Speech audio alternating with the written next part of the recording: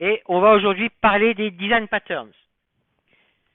Donc, les design patterns ont été introduits dans un livre qui s'appelle Design Patterns, Elements of Reusable Object-Oriented Software, publié par 4 auteurs, Gamma, Helm, Johnson et Visides, et souvent on va dire Gamma et al., Gamma et autres, en 1994. Et on appelle souvent du coup ce groupe d'auteurs Gang of Four, d'accord, Gang of Four, qui était le nom d'un clan mafieux chinois, qui est aussi le nom d'un jeu de cartes. Mais dans le domaine du génie logiciel, quand on dit Gang of Four, ce sont eux. Qu'est-ce que c'est qu'un design pattern? C'est, traduit mot à mot, un motif de conception qui est là pour répondre à un problème récurrent. Et ce n'est pas une solution toute faite, mais une architecture générale. Quand je dis c'est pas une solution toute faite, c'est pas une bibliothèque où vous utilisez, hop, vous avez votre truc. Ça vous donne une façon de construire du code qui permettra de résoudre un certain nombre de problèmes. Alors, dans le livre Design Patterns, ils identifient, enfin, ils caractérisent un design pattern par, on va dire, à peu près 7 caractéristiques. Là, on va se limiter, nous, à quelques-unes essentielles. Donc, d'abord, il faut que ça ait un nom, un design pattern. Pourquoi? Parce que pour en parler ensuite, échanger avec quelqu'un, c'est très pratique d'avoir un nom. Plutôt que de commencer par faire une grande périphrase pour expliquer un truc très compliqué, si on donne un nom à quelque chose, ça va être très simple. Et si je dis à quelqu'un, bah, tu vois là, pour parcourir les éléments de ma classe, j'ai mis en place le design pattern itérateur, eh bien, il va comprendre tout de suite. Ça va être beaucoup plus simple que de lui dire, ah bah oui, bah tu vois, j'ai mis en place une méthode qui me renvoie à un objet sur lequel je vais pouvoir appliquer une méthode next pour avoir l'objet suivant, et puis quand je suis à la fin, ça me lèvera une exception, et d'accord. Donc, si je dis juste, j'ai utilisé le design pattern itérateur, c'est beaucoup plus simple. Après, il faut qu'on dise à quel type de problème est dévolu mon design pattern et la solution architecturale qui est définie par ce design pattern-là. Et souvent, ce qui est pas mal, c'est donner quelques exemples. D'accord? Alors, les design patterns sont essentiellement classés selon 2 critères. D'abord, en ce qui concerne les classes et les objets.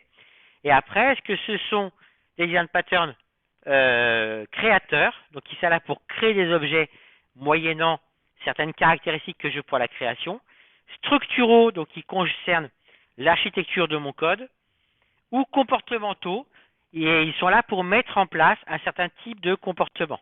D'accord? Alors là, j'ai listé les design patterns qui étaient dans le livre dont je vous ai parlé, le livre original sur les design patterns. Après, il y a d'autres design patterns qui existent, qui ont été publiés, décrits, qui ne sont pas dans ce livre-là. Donc vous avez dû entendre parler de MVC, vous avez peut-être entendu parler de DAO, tout ça sont des design patterns qui ont été développés plus tard mais qui ne sont pas dans ce livre-là.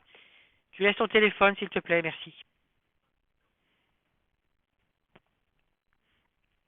Alors on va commencer avec un design pattern tout simple, qui est un design pattern façade. Et il est tellement simple que souvent on ne voit pas en quoi c'est un design pattern. Alors je vous explique le problème et j'en profite pour vous dire que les transparents qui sont sur fond saumon constituent ceux que je vais vous demander de retenir cette année. C'est pas que les autres, vous pouvez les jeter à la poubelle, c'est que, voilà, je m'attendrai à ce qu'au moins sur cela, vous soyez au point, vous sachiez en quoi ils consistent, les implanter, etc. D'accord? Donc, l'objectif du design pattern façade, c'est de simplifier l'utilisation d'un système existant, par exemple en lui fournissant notre propre interface finalement, qui va être une interface simplifiée. Donc le problème est le suivant, on a un système assez complexe qui propose plein de choses, et on veut se limiter à une utilisation particulière, qu'on va peut-être utiliser plusieurs fois, mais ne met en œuvre que certaines des choses fournies par ce système-là. Donc ça peut être ça, ou c'est, j'ai un système compliqué, mais je veux absolument forcer le fait de le manipuler d'une certaine manière, et pas d'une autre. Et donc la solution, ça va consister en quoi? À fournir une nouvelle interface au système existant. Donc schématiquement, ça se représente comme ça. Vous voyez, là c'est même pas un diagramme de classe, mais voilà, j'ai un système qui est composé de plein d'éléments, donc ça peut être des classes. J'ai des clients qui vont utiliser ce système-là, mais ils vont systématiquement l'utiliser de la même façon. Une façon qui est un petit peu simplifiée. Enfin, qui est, voilà, je fais toujours appel à telle méthode de telle classe, suivi de telle méthode de telle autre classe, par exemple. Et bien, du coup, plutôt que de laisser les clients refaire tout ça à chaque fois et se débrouiller sur tout le système-là, eh bien, je vais leur écrire ici cette façade qui va faire ce travail qui est toujours le même. Et les clients, du coup, maintenant, utiliseront cette façade. Alors, un exemple tout simple pour concrétiser les choses. Supposons que je veux écrire justement une classe qui me permet de garder un historique. Et l'historique, eh bien, je dois pouvoir ajouter des messages à l'historique et éventuellement, je vais l'afficher. Mais comme je ne veux pas perdre mon historique, je vais interdire de pouvoir supprimer des messages. Je ne peux pas changer l'ordre. Donc, je ne vais pas aller pouvoir insérer des trucs dans mon historique. Alors, il y a une classe qu'on pourrait utiliser qui permet de faire ça. Par exemple, la classe EureList. Je peux mettre à la fin. Je peux parcourir ma liste et l'afficher. Mais elle me propose plein d'autres choses. Et je ne voudrais pas rendre ces choses utilisables. D'abord pour protéger, pour garder bien la notion de historique. Et puis parce que du coup, ça va éviter à la personne qui veut utiliser cet historique de devoir se replonger dans toute la doc de la classe EureList. Donc, j'ai plusieurs façons pour faire ça. La première, qui serait de dire classe ici, donc je ferai une classe historique. Je vais l'appeler historique 1. Ici. Et je pourrais dire, comme j'ai tout ce qu'il faut dans EureList, je vais faire un extends EureList. D'accord? De string, on va supposer que je gère mes historiques sous la forme de chaîne de caractères. Et donc là, je vais définir les méthodes que je veux. Donc public void ajouter phrase. Et je fais donc add de phrase. D'accord? Et public peu importe void affiché. Ici, qui fait for string est.10 et system.out.println de s.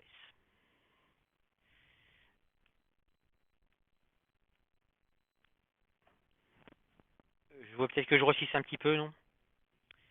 Ouais, alors, préférence, je sais plus où c'est. Éditeur, general. Editors, text editor. Je sais plus où c'est. Bon, j'ai déjà essayé ce qu'il y a CTRL-SHIFT+, ça marche. Ouais, voilà, ça va être plus simple comme ça. Voilà, je pourrais envisager de faire ça comme ça, avec un héritage. Le problème, si je fais ça, il va être le suivant, c'est que supposons que là, maintenant, je fasse ici, donc,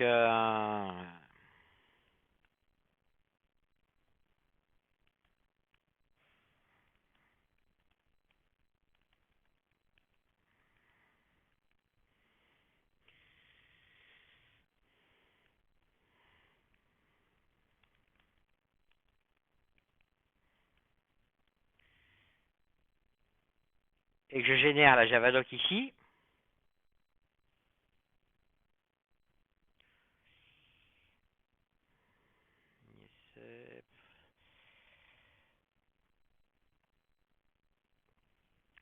Si maintenant je veux afficher ma Javadoc,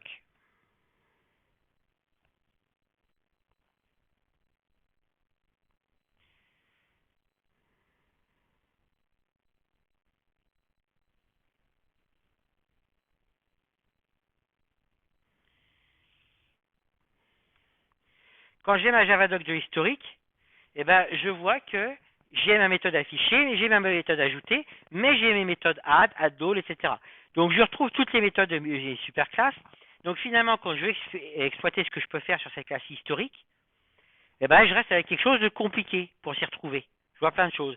Et non seulement je vois ces choses-là qui compliquent la chose, mais ça veut dire que je peux continuer de les utiliser, et donc je peux passer outre l'utilisation classique de mon historique, et je peux par exemple aller modifier mon historique, supprimer un élément, en insérer un en plein milieu, etc.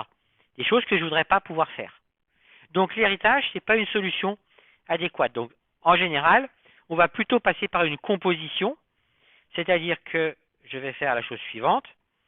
Ici, new class. Donc ici, je vais faire un private.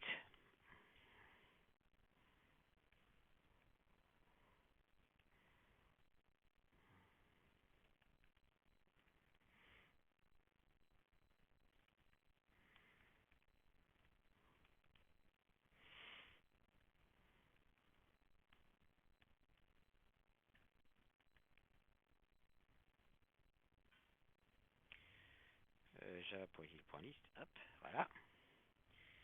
Historique 2.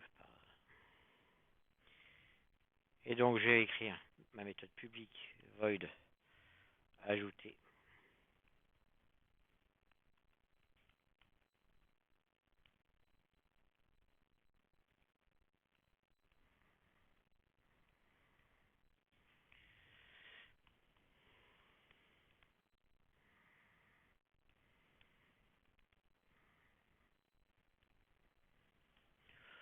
Bon, allez, on pourrait même faire la chose suivante, hein, donc historique, point stream,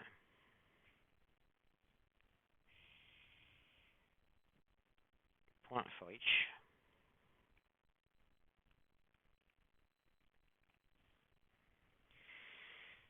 Et là, il manque un projet.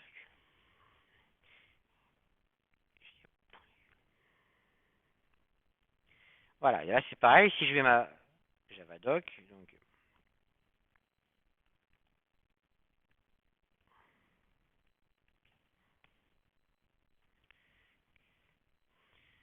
voilà, il manque un point.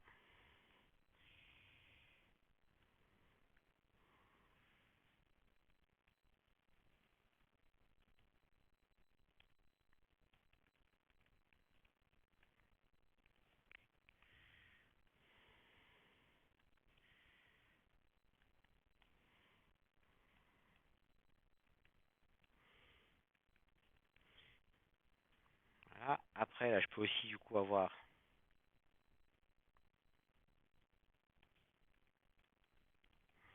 Bon, je mets des commentaires bateaux, hein. Donc là, si je génère ma Javadoc ici, et que je vais regarder la Javadoc ici, cette classe-là, et ben voilà, j'ai une Javadoc qui est bien plus simplifiée. Je vois juste que c'est une classe pour gérer un historique et que j'ai deux méthodes affichées, ajoutées.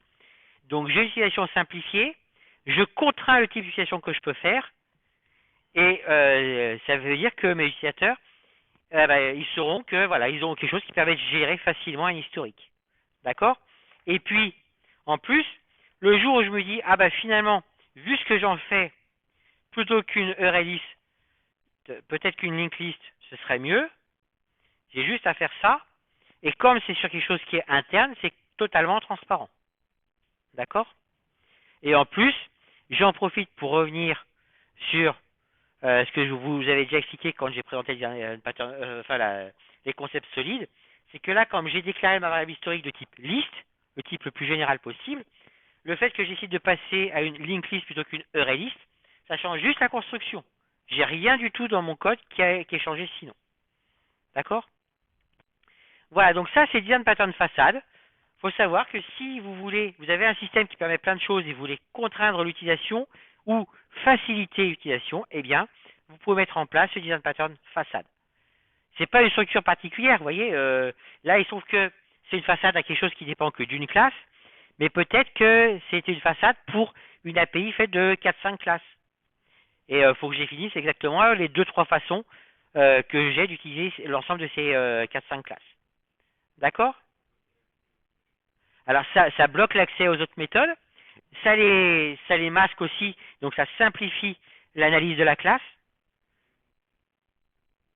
Bah, c'est fait tout simplement parce que quand je suis sur une classe ici, j'ai accès qu'aux méthodes de la classe. Les méthodes ici que j'avais sur EureList, elles s'appliquent à ma variable d'instance de ma classe, ici, d'accord? C'est là-dessus que c'est sur historique que j'ai la méthode add, etc. Mais comme ma variable d'instance elle est private, d'accord, encapsulation, J'y ai pas accès depuis l'extérieur. D'accord? Alors au passage d'ailleurs, c'est l'occasion de vous dire que là, en supposant que je veux une méthode qui ne m'affiche pas l'historique, mais qui me renvoie à l'historique. Ici, d'accord, je pourrais faire un get histo, get historique. Alors, attends, je vais faire une autre méthode. Je vais regarder celle-là. Donc, liste de string, ici, get historique. Ça peut être pratique de ne pas l'afficher, mais d'avoir bien une liste de string. Si je fais return historique, d'accord, ça, c'est valide. Le seul problème, c'est que du coup, cette variable interne sur laquelle je voulais empêcher des moyens d'accès comme insérer un élément, comme je la renvoie, eh bien, dans mon programme appelant, maintenant que j'ai l'historique, je pourrais le bidouiller, le modifier. Si je veux éviter ça, eh bien, on a des méthodes qui permettent de générer à partir d'une liste, une liste non modifiable. Et du coup, alors c'est plus la même liste, enfin c'est quelque chose qui encapsule la liste en question. Et ça, on va le trouver dans la Javadoc. Pardon? En fait, non, c'est une couche qui va être mise au-dessus, qui va apparaître comme effectivement une liste, mais où les méthodes qui permettent de modifier la liste vont lever une exception. Elle est constante, disons que elle encapsule la liste de départ. Et donc oui, elle va être modifiée si la liste de départ est modifiée. Alors ça, si je vais sur la Javadoc ici de Collections,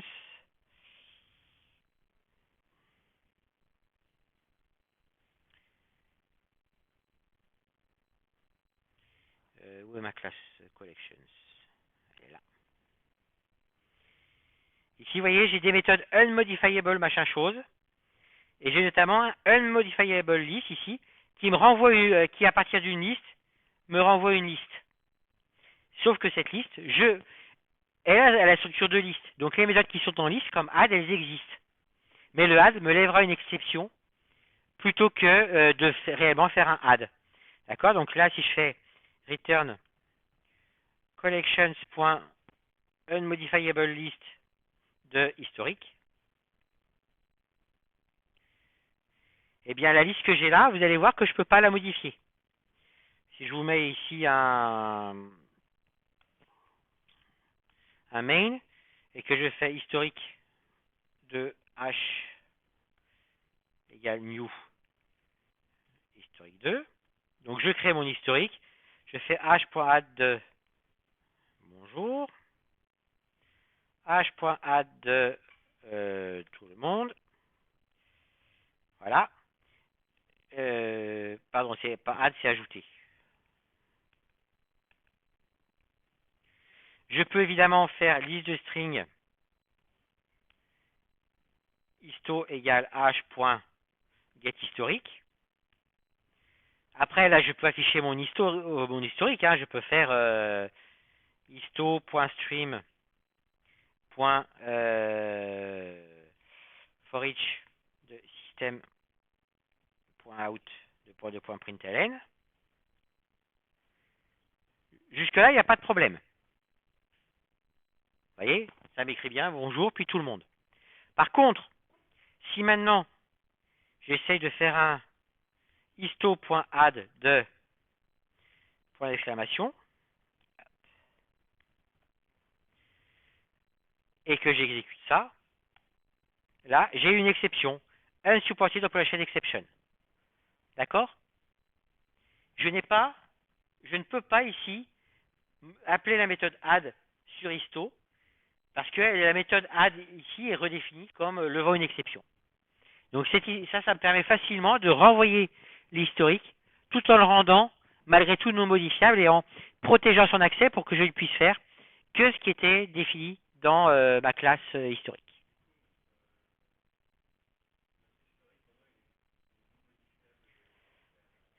Non, ça c'est juste ce qui m'est renvoyé qui est non modifiable. Mais après, même ici, là ici, je pourrais faire h.add de O, et là,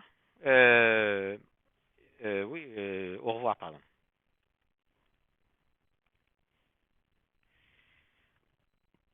D'accord? Même si là, j'ai obtenu ici une version non modifiable, là, ça m'empêche pas, pardon, c'est ajouté, de continuer à faire évoluer mon historique de départ. D'accord? Si je fais ça, là, j'ai pas d'exception. D'accord? Ici, là, j'essaye de l'afficher. Voilà. Et on voit d'ailleurs que l'historique que j'ai créé là, ici avec mon modifiable list, c'est juste une surcouche. Ça m'a pas dupliqué mon historique. Puisque là, ici, quand j'ai ajouté le au revoir, si je raffiche là mon histo non modifiable, cette fois-ci, j'ai bien bonjour tout le monde, au revoir. D'accord? Donc ça prend pas beaucoup de place en plus, mais ça veut dire que je facilite quand même l'accès à ma liste depuis l'extérieur, mais tout en gardant le contrôle que j'avais dans ma classe. D'accord? Bon, ça permettait d'aller un petit peu au-delà du design pattern façade. Je dois déjà l'avoir fait ailleurs, donc pourquoi je ne le vois pas? Voilà. Alors. Donc ça, c'est le design pattern façade. Donc en TP, vous allez voir, hein, on vous proposera d'implanter une classe de pile, donc avec 4 méthodes, sachant que vous avez la classe ArrayDeck qui propose ce qu'il faut, mais qui propose plein d'autres choses. Il y a une cinquantaine de méthodes dans ArrayDeck, nous on n'aura que 4 méthodes. Donc voilà ce que va être le premier exercice de TP que vous aurez sur les design patterns.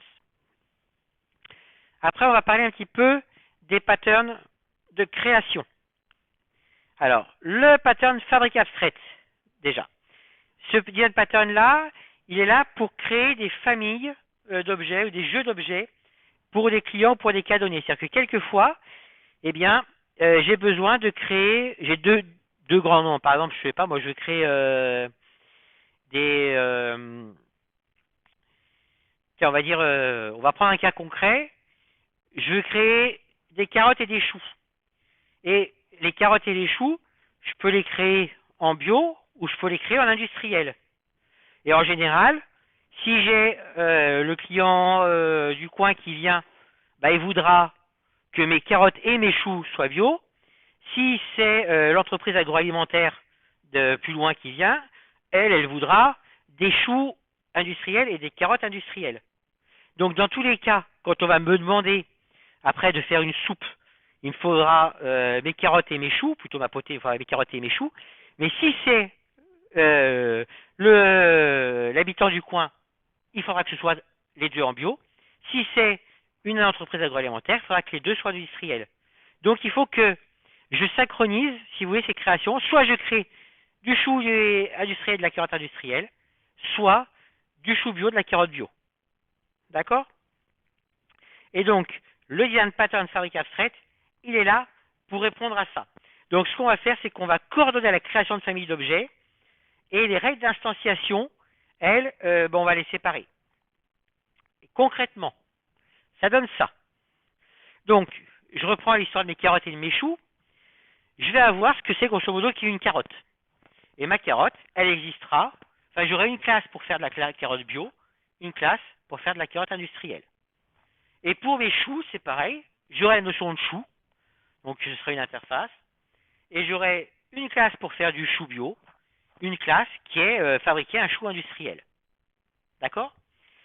Et ce que je vais faire après, c'est que je vais créer une interface ici que je vais appeler maraîchage, qui me proposera une méthode créer carotte, une méthode créer chou. D'accord? Et pour ça, j'aurai une fabrique bio, où la méthode créer carotte me renverra une carotte bio, et la méthode créer chou me renverra un chou bio. Et j'aurai une interface ici, maraîchage industriel, où créer carotte me renverra une carotte industrielle, et créer chou me renverra un chou industriel. D'accord? Et derrière, dans mon programme, au début, je vais essayer de voir, mon client, c'est un industriel ou c'est l'habitant du coin. Si c'est un industriel, je vais dire que ma fabrique, eh bien, je lui mettrai dedans une fabrique industrielle.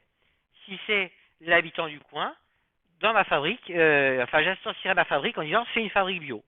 Et quand j'aurai besoin d'un chou, je ferai fabrique.créer chou. Et donc, si au départ, j'avais choisi une fabrique bio, créer chou me renverra un chou bio, et créer carotte me renvoie une carotte bio. Si au départ, j'ai choisi une fabrique industrielle, eh bien, créer chou me renverra un chou industriel, créer carotte me renverra une carotte industrielle. D'accord? Donc, c'est ça, le design pattern fabrique abstraite. Et là, c'est pareil, vous aurez un exercice de TP là-dessus, où l'idée, c'est que on a à gérer une liste de joueurs et une liste de jeux, et puis, ces listes-là, je vais pouvoir les sauvegarder. Mais ma sauvegarde, elle pourra être faite soit en XML, soit en JSON. Mais si je choisis de faire du XML, je fais du XML pour tout. Si je choisis de faire du JSON, je fais du JSON pour tout. Et donc, là, ce que je vais avoir, c'est que il me faudra du coup, pour ma classe joueur, une classe qui me sauvegarde un joueur en XML et une classe qui me sauvegarde un joueur en JSON. Et c'est pareil pour ma classe jeu, il faudra une classe qui sauvegarde mes jeux en XML et une classe qui sauvegarde mes jeux en JSON. Mais ce que je veux, c'est qu'au moment où je vais sauvegarder, je ne me pose plus la question du choix initial. C'est JSON ou c'est XML. Mais c'est si je sauvegardais, eh bien, j'appelle jeu pour sauvegarder, j'appelle joueur pour sauvegarder. Et si au départ j'ai décidé que c'était du XML, les deux sauvegarderont en XML. Si j'ai décidé que les deux c'était du JSON, eh ben, je sauvegarderai les deux en JSON. Alors, pour vous l'illustrer, je vais reprendre mon exemple des choux et des carottes. Et vous allez voir que le design pattern, finalement, il est assez simple. Donc ça, je vais faire un package façade dans lequel je vais décaler mes historiques ici. Et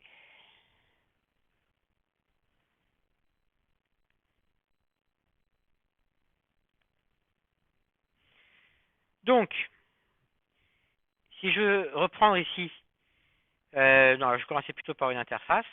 Donc souvent, les types principaux, hein, c'est ce que j'ai mis sur mon schéma ici.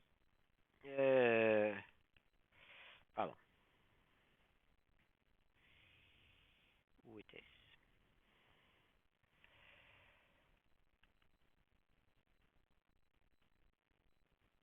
Voilà. D'accord. Ici, on a des interfaces. Donc là, je vais créer une interface chou.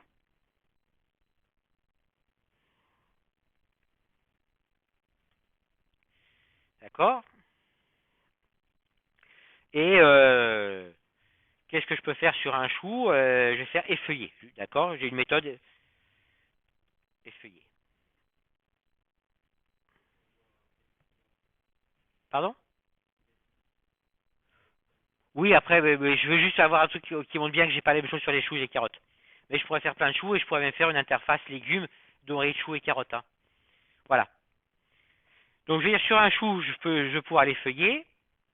Et puis sur une carotte, et puis je vais quand même avoir une méthode affichée.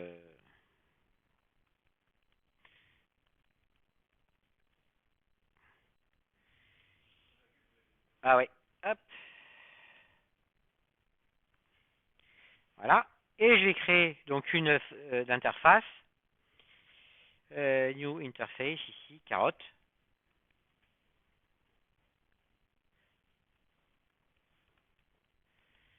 Déraciné. Et pareil, affiché. Voilà, donc ça c'est ce que c'est qu'un chou, ce que c'est qu'une carotte. Donc maintenant, je vais créer mes classes, donc carotte bio et carotte industrielle.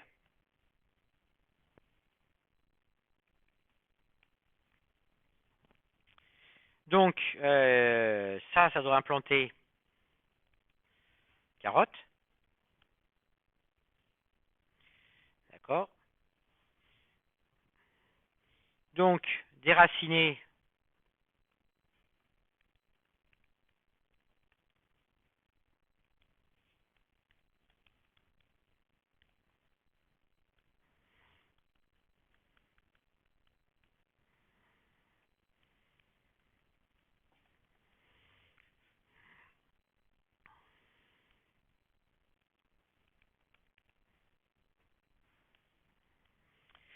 Voilà, ça c'est la carotte bio.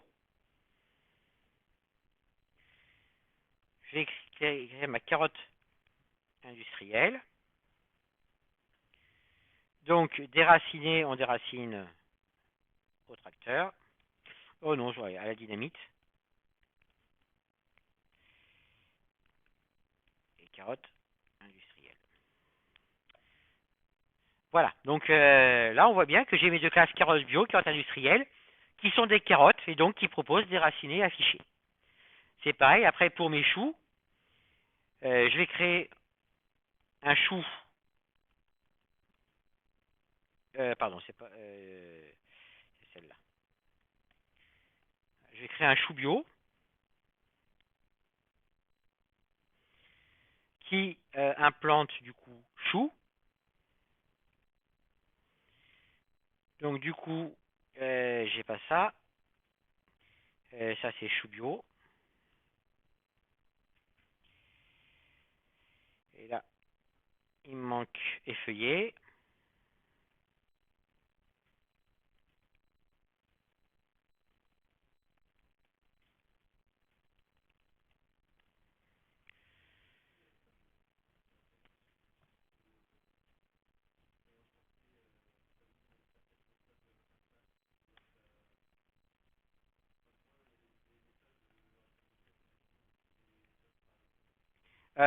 Je peux mettre des méthodes par défaut là, mais il aurait fallu que je les mette dans mon interface. D'accord? Depuis Java 8, je peux mettre des méthodes par défaut. Et chou industriel. Donc ça c'est chou industriel. Et là, on effeuille à l'acide chlorhydrique.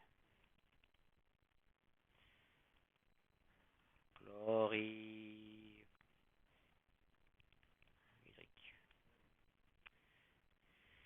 Donc maintenant, vous voyez, là j'ai mes objets métiers.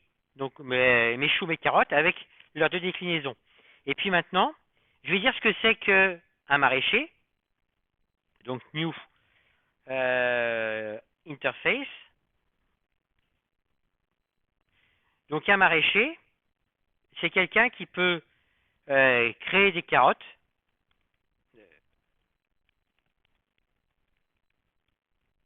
et créer des choux.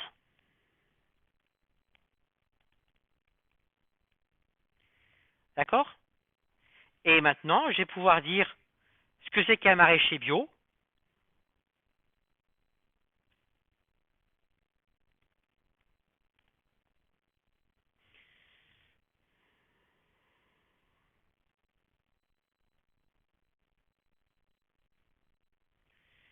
Donc un maraîcher bio, créer, ce sera ici, return, new, carotte bio. Et là, ce sera ici un return, new, chou bio. D'accord? Ça c'est le maraîcher bio. Et le maraîcher industriel,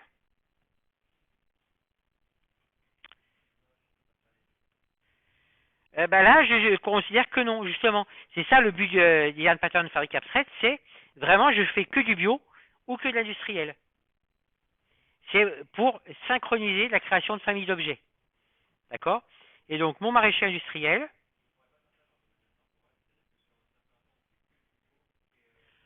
ah si, tout à fait. Tu vas voir d'ailleurs, on peut le faire, je vais le faire. Donc ça renvoie de la carotte industrielle. Oui, c'est juste que du coup, il faudra qu'il change sa fabrique. Chou industriel. Ah, j'ai écrit un industriel ici. Rename. Refactor rename. Pouf. Chou industriel. Voilà. Donc maintenant, je vais créer mon programme principal. New class main.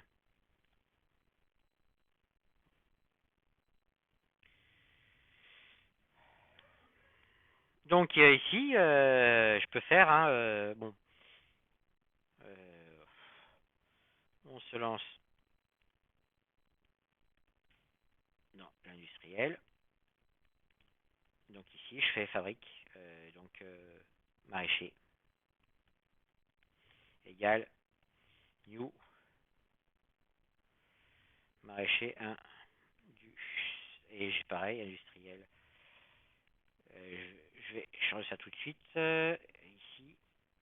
Donc refactor, tu es bien chez industriel. Voilà. Finish.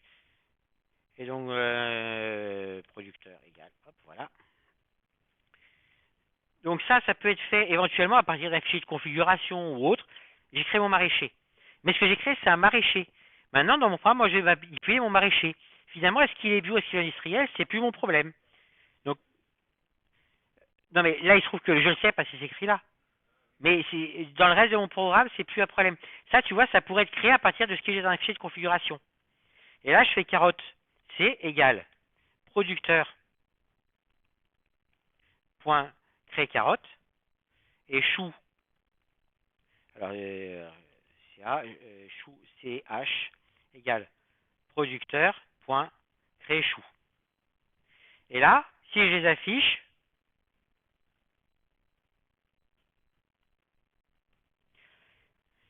eh ben, je vais apercevoir qu'ils sont tous finalement là industriels. D'accord? Carotte industrielle, chou industriel. Ah, j'ai encore oublié de modifier ici.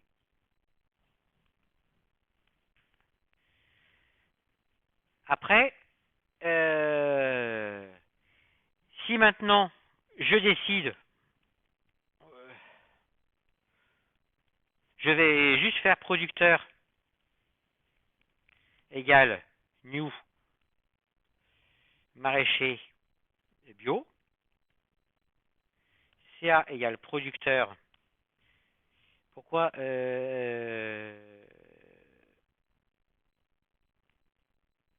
oui, je suis dans c'est bon, producteur. Point créer carotte, ch égale producteur point créer chou. Et à nouveau, si je fais maintenant ca.afficher et ch.afficher, et bien on va voir que à partir du moment où je suis passé en bio, mes carottes, mes choux sont bio. Mais dans mon programme, mis à part quand je crée ici mon producteur, je ne me pose plus la question. Une fois que c'est créé, je peux demander afficher, je peux demander effeuiller, et si c'est du bio, c'est du bio, si c'est industriel, c'est industriel. Mais pour mes choux et mes carottes, je fais toujours de la même façon, mais là, ici, j'obtiens, avec créer carotte, sur mon objet producteur, j'obtiens du bio, de l'industriel, et là, sur mon producteur, toujours avec créer carotte, créer chou, j'obtiens du bio. D'accord? Donc je fais que de l'industriel ou que du bio. Ok? Donc c'est ça le design pattern fabrique abstraite. Bah, c'est pour ça qu'ici, tu vois, j'ai mes classes maraîcher bio et qui a un créé carotte qui renvoie un carotte bio et créé chou qui renvoie un chou bio et maraîcher industriel. J'ai créé carotte qui renvoie une carotte industrielle, créé chou qui renvoie un chou industriel. Mais si tu veux, ça, je l'ai dit indépendamment de ce dont j'avais besoin. Je dis si je veux faire de l'industriel, voilà comment je fais une carotte, voilà comment je fais un chou. Si je veux faire du bio, voilà comment je fais une carotte, comment je fais un chou. Et dans mon programme, je ne me pose pas la question, dans le cœur du programme, de ce que j'ai créé comme type de carotte et type de chou. Quand j'affiche ici, je ne sais pas si c'est de l'industriel ou si c'est du chou. D'accord? D'ailleurs, ici, plutôt que de faire ça, je vais vous créer un deuxième main.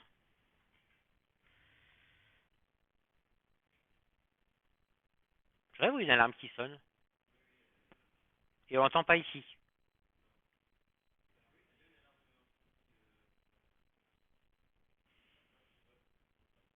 Ouais, je sais pas, c'est bizarre. Bon, si on crame, vous saurez que c'est à cause d'une alarme qui sonne pas dans la salle. Alors, donc main 2 ici, je pourrais faire ici.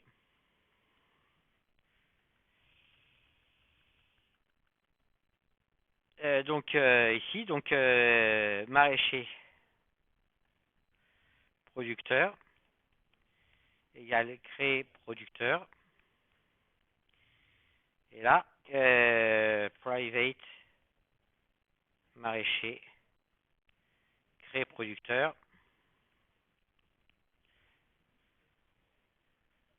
Random R égale new random. If r.nextBoolean return new maraîcher bio else return new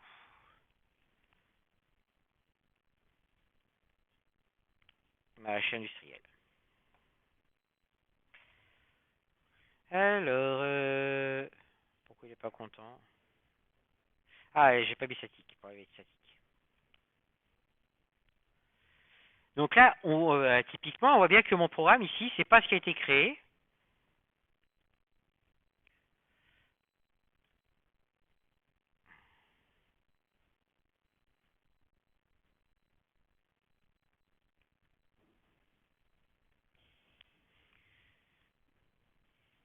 Et donc, là, il m'écrit carottes bio, on est racines à la main, choux bio, on est feuillé à la main. Pareil. Carottes industrielles, on est racines à la limite, choux industriels, on est feuillé à l'acide chlorhydrique. Et donc, finalement, mon programme ici, il ne sait pas ce que j'ai choisi.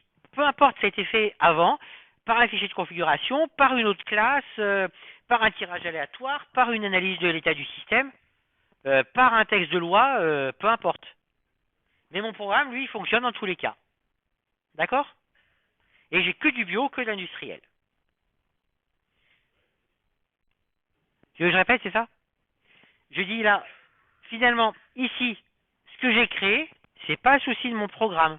Mon programme ici, lui, il sait qu'il peut obtenir la carotte, qu'il peut obtenir du chou, et ensuite, bah, il peut afficher des racinés, effeuillés, d'accord? Mais finalement, est-ce que c'est de l'industriel qui a été créé? Est-ce que c'est du bio qui a été créé? C'est pas son problème. C'est ce que je disais, en fait, là, ce que je fais en passant par une méthode qui fait un tirage aléatoire, ça pourrait être une méthode qui va regarder un texte de loi. Ça peut être une méthode qui va regarder un fichier de configuration. Ça peut être une méthode qui demande à l'utilisateur ce qu'il veut. C'est pas le problème de mon programme.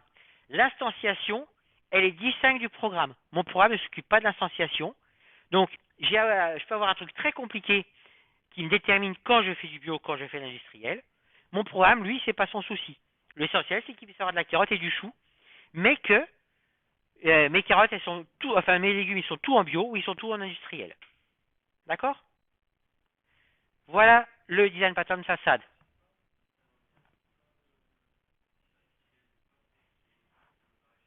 Non, non, puisque là, tu vois, en fait, moi, je crée un maraîcher.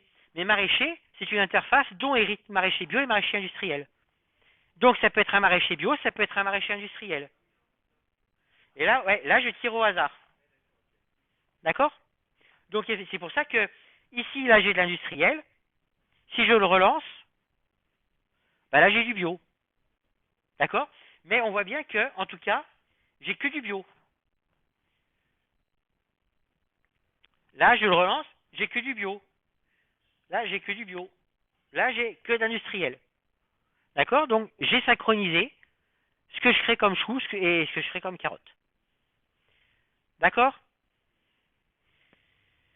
Voilà, donc ça, c'est le design pattern façade. Fabrique abstraite, je veux dire.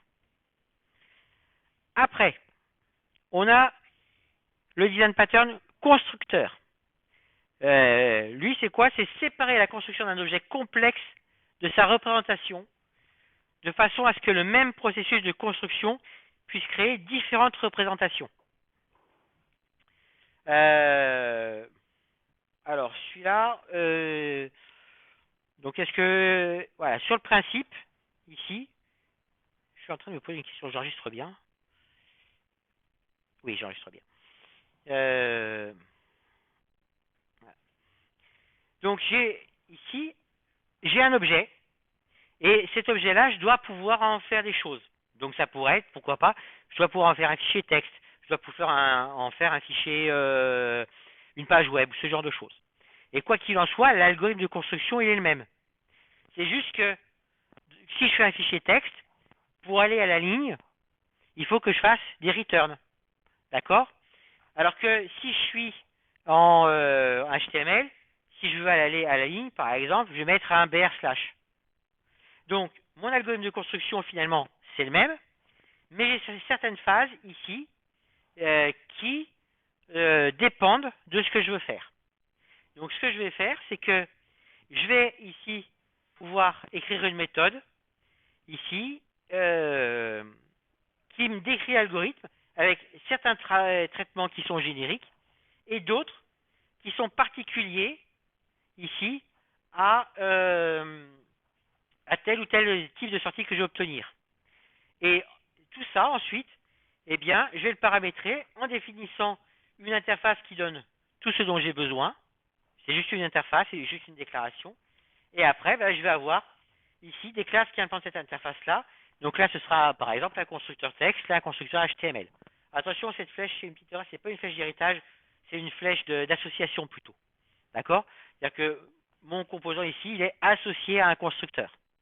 Et après, ben, le constructeur, ça pourrait être un constructeur, si je reprends mon exemple je génère un fichier, ça peut être un constructeur texte, un constructeur HTML. Et donc là, admettons, l'espace, chaque fois que j'ai besoin d'afficher un espace, je mettrais peut-être un espace en texte, un et commercial NBSP, point virgule si je suis en HTML. Donc le saut de ligne, là je mettrais un return, là je mettrais un BR slash, etc. Et du coup là, bah, je vais faire const.espace. Et puis là, je ferai un const.saut de ligne. Et du coup, si j'ai passé un constructeur texte, là, ça mettra un espace et un return. Si j'ai passé un constructeur HTML, là, ça mettra un et commercial NBSP, et là, ça mettra un BR slash. D'accord? Donc voilà ce que c'est que design pattern constructeur.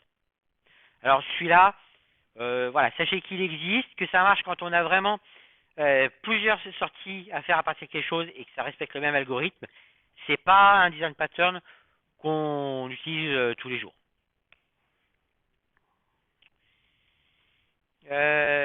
Méthode fabrique. Donc là, on va définir une interface pour créer un objet, mais on va laisser les sous-classes décider quelle classe instancier. Voilà le but du... Donc on a en fait une méthode fabrique.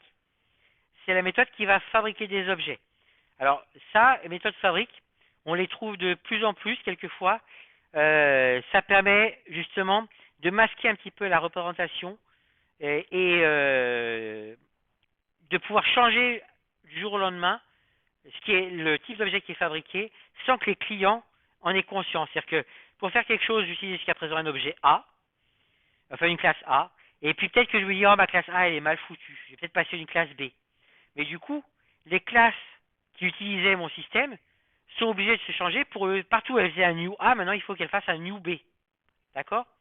Et donc, plutôt que de faire ça, bah, je vais leur dire, bah voilà, je te propose, dans mon système, je te propose une classe avec une méthode qui est créer mon truc, créer un élément.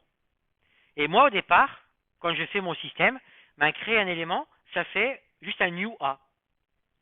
Et le jour où je décide de changer ça, créer élément, ça renverra un new B. Alors évidemment, il faut que A et B implantent la même interface. Mais ça veut dire que comme ça, je vais pouvoir changer la représentation interne de mon système sans que le client ait associé. Lui, il appellera toujours l'interface créer mon truc. D'accord? Le fait que j'ai passé je sois passé d'une classe A à une classe B, c'est transparent pour lui. Donc ça permet de faire évoluer plus facilement un système, mais ça permet aussi, effectivement, de dire, bah tiens, peut-être que A et B sont bien, mais dans certains cas, A c'est mieux, dans d'autres, B c'est mieux. Et dans ma méthode fabrique, eh bien, je vais déterminer s'il vaut mieux que je crée un A, s'il vaut mieux que je crée un B. Mais moi, je peux le déterminer, le client, lui, il peut pas, donc je le fais. D'accord? Alors, différence par rapport, par exemple, à la fabrique abstraite qu'on a vue avant. C'est fabrique abstraite, justement, on sait, c'est nous qui prenons la décision, est-ce que je crée du bio, est-ce que je crée de l'industriel? Alors que là, non, c'est le système qui va prendre la décision. Voilà, donc ici, on a ce que ça donne. On a une interface produit, un produit concret. Et donc là, on va avoir une méthode, ici, qui va dire finalement ce que je crée comme produit concret. Mais sachant que peut-être que j'aurai plusieurs produits concrets, mais je passerai par des méthodes pour créer des objets. Et vous verrez, en IHM au deuxième semestre, quand on parlera par exemple des cadres qu'on peut mettre autour des objets, on peut créer directement des cadres, mais on a une classe qui fournit plein de méthodes de fabrique pour créer des cadres. Et donc, il est conseillé de passer par ces méthodes de fabrique. Ça permet aussi, les méthodes de fabrique, quelquefois, de faire de l'optimisation en disant, ah tiens, j'ai déjà créé un objet qui fait exactement la même chose, plutôt que de créer un nouvel objet, eh bien, je vais aller chercher l'objet qui existait déjà. Ça va m'éviter de prendre plus de place en mémoire. Je vais partager une référence. C'est ce que vous avez pu voir sur le premier TP avec les integers de Java, souvenez-vous. Alors,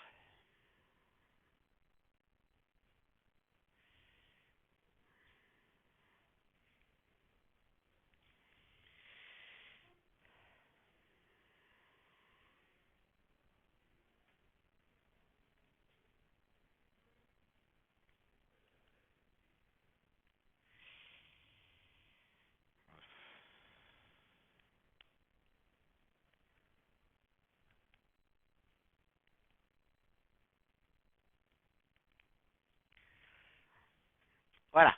Dans le premier TP, à un moment, vous aviez écrit quelque chose de ce genre-là. Et donc, ça. Donc ça, c'est l'autoboxing ici, puisque le 1, c'est un int, il est converti en integer. On pourrait imaginer que ce code-là, il a été écrit, enfin, il a été traduit comme ça.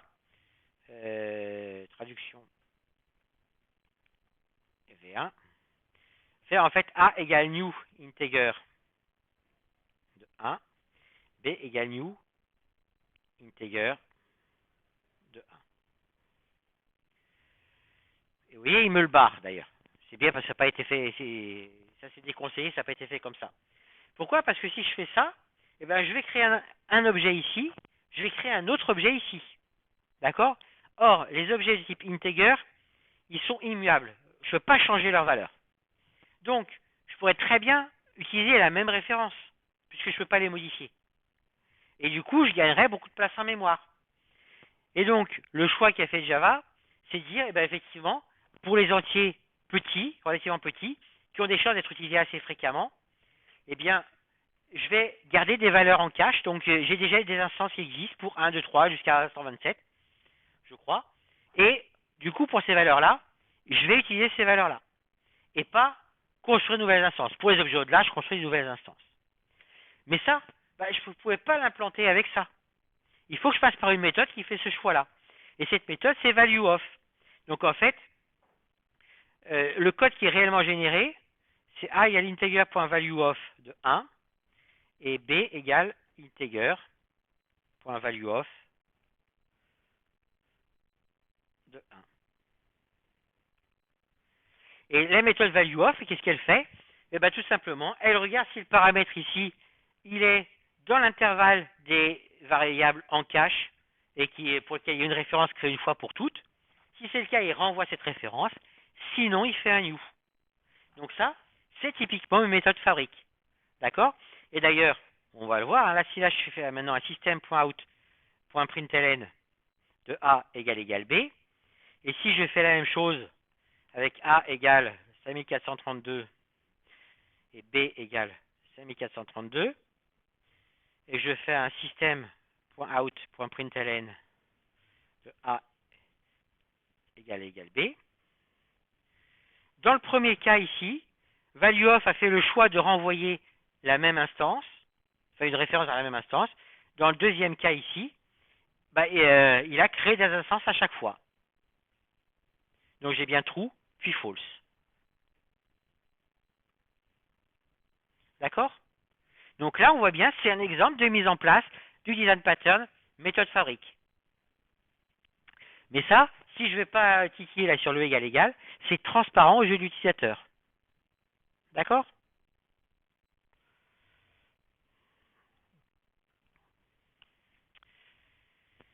Alors, prototype. Quel est le but de ce design pattern? J'ai beaucoup de données à manipuler qui ne sont que des simples variations l'une de l'autre. Et j'ai envie de limiter le nombre de sous-classes d'une classe mère. Du coup, ce que je vais faire, c'est que je vais faire un ou plusieurs objets prototypes par classe et je créerai les nouveaux objets essentiellement par copie des objets prototypes. Donc voilà, j'ai un objet prototype, des sous-types, et quand j'ai besoin d'un nouvel élément, je ferai un clone que je remodifierai éventuellement légèrement. Voilà, ça c'est pareil, on va un peu le retrouver si on regarde le package java.time de Java, où je crée une date à partir d'une date. en disant que je utilise juste un champ. D'accord? Alors ensuite, le design pattern singleton. Donc celui-là très important aussi. C'est un design pattern qui est là pour garantir qu'une classe n'est pas instanciée plus d'une fois. Je ne peux pas créer plusieurs instances d'une même classe dans mon programme. Donc ça va arriver si deux objets doivent se référer à la même chose et qu'il faut être sûr que c'est exactement la même chose, exactement la même instance du coup, d'accord? Donc il faut s'assurer qu'il n'existe qu'une seule instance. Donc avant de créer une instance, on va regarder si des fois il n'y aurait pas déjà une instance qui existe. Alors ça, c'est aussi ce qu'on utilise quelquefois pour gérer des connexions à un service externe, comme à une base de données. Une fois qu'on s'est connecté, on ne va pas se reconnecter. Donc on a une classe qui contrôle la connexion. Est-ce qu'il y a une connexion? Oui, c'est bon, j'utilise. Sinon, je la crée. Alors, là, le principe général du design pattern singleton, il est le suivant. C'est de dire, dans ma classe qui est un singleton, j'ai toutes les données de la classe, privée, et j'ai un constructeur qui est privé. Comme le constructeur est privé, je ne peux pas l'appeler à l'extérieur de la classe. D'accord? Vous allez me dire, bah oui, mais si je ne peux pas l'appeler à l'extérieur de la classe, comment je fais pour l'appeler? Eh bien, je peux faire ça grâce à une méthode de classe, qui est publique, qui est là pour me donner cette instance. Et ce que fait cette méthode de classe, dans la version de base, c'est la suivante. Je vais stocker dans la classe elle-même l'instance unique de cette classe-là. Donc au départ, j'en ai pas. Et la première fois que j'appelle getInstance, comme j'en ai pas, je crée une instance de ma classe courante que je stocke dans cette variable-là et je renvoie cette instance. Du coup, j'avais pas d'instance, j'en crée une, mais maintenant j'ai stocké là-dedans. Et donc les fois d'après où j'appelle getInstance, quand l'instance n'est plus à nul, j'ai l'instance que j'avais créée la première fois, je fais ça, donc je renvoie l'instance que j'avais créée la première fois. Donc je renvoie toujours la même instance. D'accord? Quand j'en ai pas avant, je crée d'abord l'instance, puis je la renvoie, et les fois d'après, je renvoie l'instance qui existe. Alors attention, ça c'est une implantation très classique en Java, elle a un petit souci, c'est qu'elle n'est pas thread safe. Si jamais j'ai plusieurs threads en même temps, il se peut très bien que chacun de mes threads fait le getInstance qui est là, donc il regarde tous les deux, est-ce qu'instance est à nul? Oui. Donc, ils font tous les deux ici instance égale new singleton. Donc il y en a un qui va créer l'instance de ma classe et la renvoyer. Et suivant après, il crée une autre instance qui stocke là-dedans et renvoie la nouvelle. Alors c'est juste à l'initialisation et c'est moyennant que j'ai plusieurs threads qui fassent ici l'appel à getInstance en même temps. D'accord? Et après, par contre, une fois que l'instance a été créée éventuellement plusieurs fois juste au moment de cette concurrence-là initiale, j'aurais plus de problème. Mais voilà, cette implantation-là, elle a ce léger souci. Donc là, il y a une version thread-safe qui existe, qui est un petit peu plus lourde à comprendre. Donc on retrouve quand même le fait que mon constructeur est privé, que j'ai une méthode getInstance qui me renvoie une instance, sauf que ici, la création de l'instance, elle est faite dans une classe interne statique. Alors ça nécessiterait de vous parler des classes internes, de la structure des classes internes et ce que c'est que la classe interne statique. Et dans cette classe interne statique, j'ai ici une variable d'instance statique, donc une variable de classe, qui fait un new singleton. Alors, quel est l'intérêt de faire ça dans une classe interne et pas directement ici d'avoir écrit ici singleton égale new singleton? C'est que ça ici, ça aurait été fait systématiquement au départ. Alors que ça va être fait que quand j'en ai besoin. Et en plus, sur les classes internes statiques, j'ai des verrous automatiquement qui sont mis par la machine virtuelle et Java. C'est ce qui fait que du coup, je sais que je suis thread safe. Voilà. Donc, l'explication de pourquoi ça marche, elle est un petit peu compliquée. Mais voilà, il faut savoir que ça, c'est une version thread safe qui marche. Ça a été prouvé. Voilà. Même si, en première approche et dans beaucoup de cas, vous pouvez encore vous contenter de ça. Mais voilà, il faut se poser la question. Ah, si je suis en mode multithread avec plusieurs threads qui peuvent faire le getInstance, peut-être que là, je risque d'avoir des soucis. D'accord? Alors après, on va voir tous les patterns structuraux. Donc des patterns qui vont définir une structure générale à notre code. Alors le premier, qui est fondamental, c'est le design pattern adaptateur. Le principe est le suivant. Mon programme il a besoin de quelque chose qui propose une certaine interface, qui fournit telle et telle méthode, si vous voulez. D'accord? Le seul problème, c'est que pour ça, j'ai un objet qui fait bien le travail, mais qui n'a pas la bonne interface. Donc, il a ce qui fait les bonnes choses, mais les méthodes, elles n'ont pas le même nom, elles ne prennent pas exactement les types de paramètres que je voudrais passer, ce genre de choses. Mais cet objet qui fait le bon truc, c'est un objet qui dépend d'une bibliothèque, je ne peux pas le modifier. D'accord? Et peut-être que ma classe, bah, elle, pareil, je ne peux pas trop la modifier. Peut-être qu'aussi, ça vient d'une bibliothèque. Et donc, du coup, comment je vais faire? Eh bien, c'est là que je vais utiliser le pattern adaptateur qui va essayer de créer, pour ça, ce qui va consister à créer une nouvelle classe qui implante l'interface dont j'ai besoin et qui encapsule l'objet qui me fournit le bon service. Voilà, donc moi j'ai besoin d'une interface qui, pour simplifier, j'utilise une méthode requête là-dessus. Sauf que la classe qui m'intéresse, elle propose une méthode et pas requête. Eh bien, je vais ici créer une classe adaptateur qui va implanter l'interface attendue, qui va encapsuler ici une variable de type classe disponible, et tout simplement, bah là, je vais redéfinir la méthode requête en disant qu'elle appelle méthode sur l'instance de cette classe-là. D'accord? Donc ça, c'est ce dont a besoin mon programme qui est éventuellement fourni par autre chose.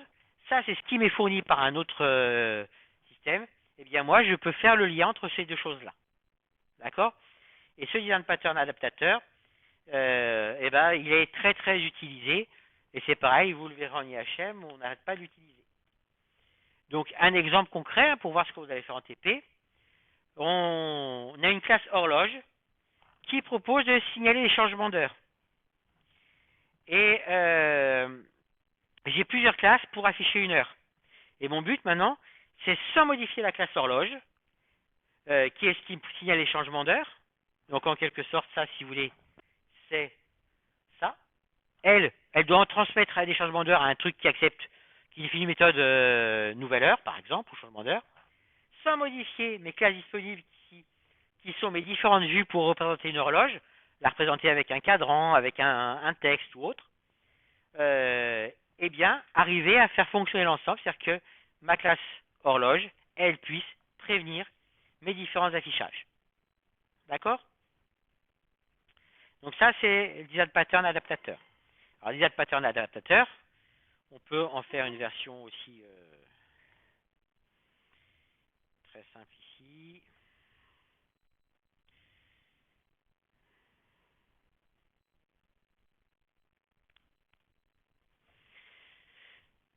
Donc, ici, je vais faire la chose suivante ici. Euh,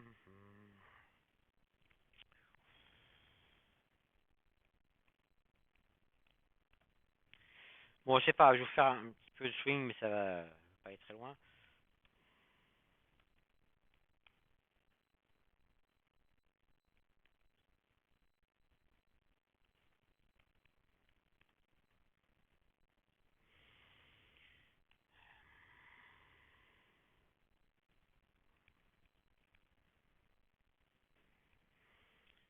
Ah, pourquoi il va pas trouver JButton? J'ai bien ce de T. Pas si je fais ça. Ah voilà. Public fenêtre. Add.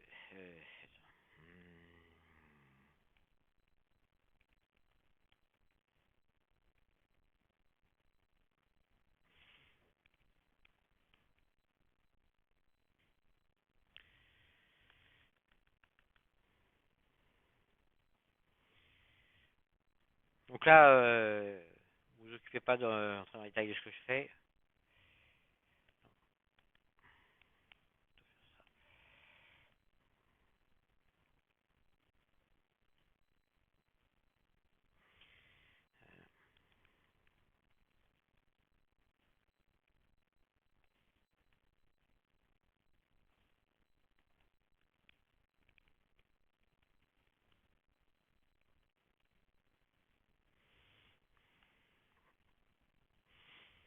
Voilà.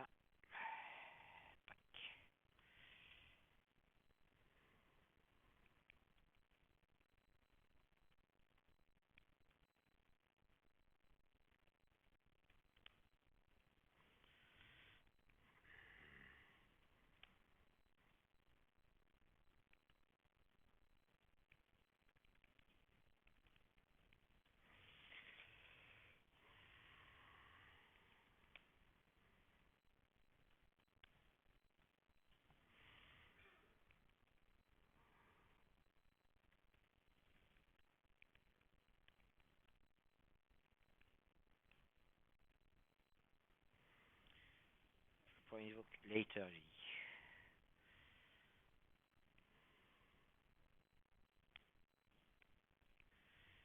Donc là,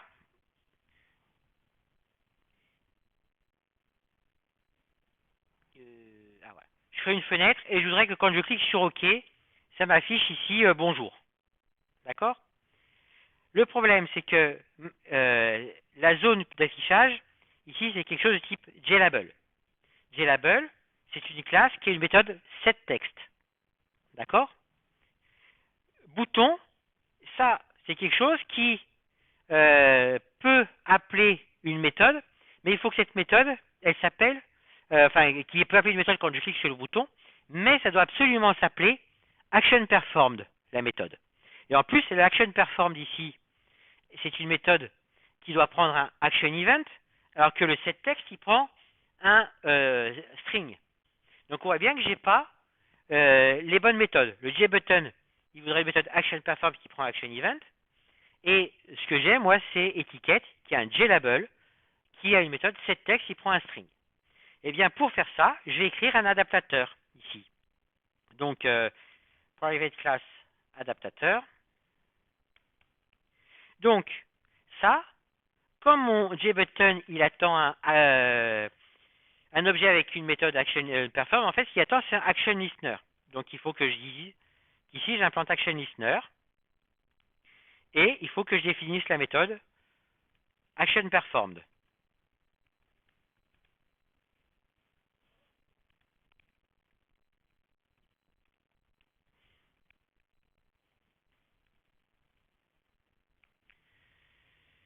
D'accord? Et cet adaptateur, eh bien, il va falloir que je le passe au bouton en disant ici bouton.add action listener de new adaptateur. Je vais faire ici adaptateur adapt égale new adaptateur et là de adapt.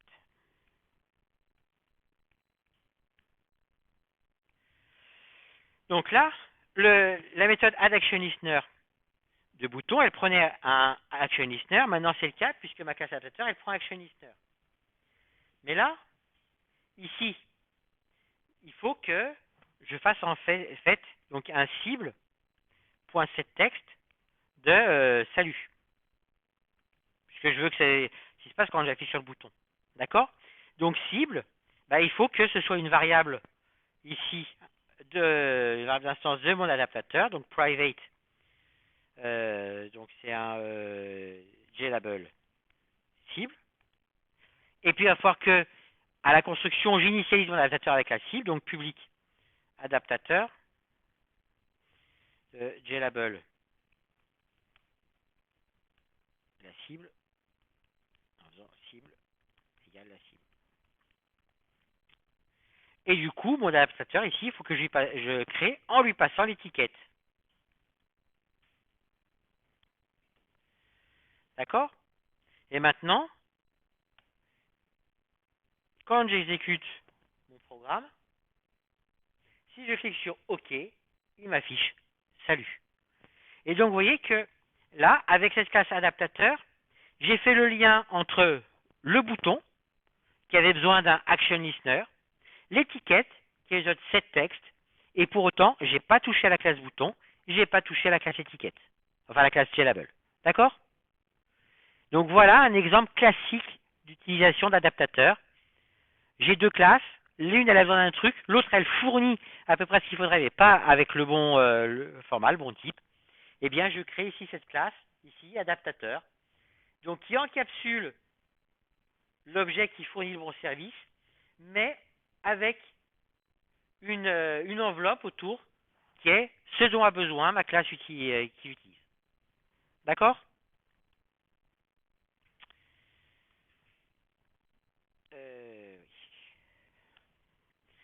Le pattern pont, je vais passer dessus. Il est un petit peu plus compliqué. Il est assez proche en plus. Mais je vais passer dessus.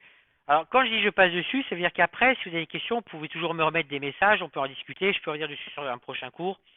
Mais là, pour le moment, je ne vais pas m'attarder sur le design pattern pont.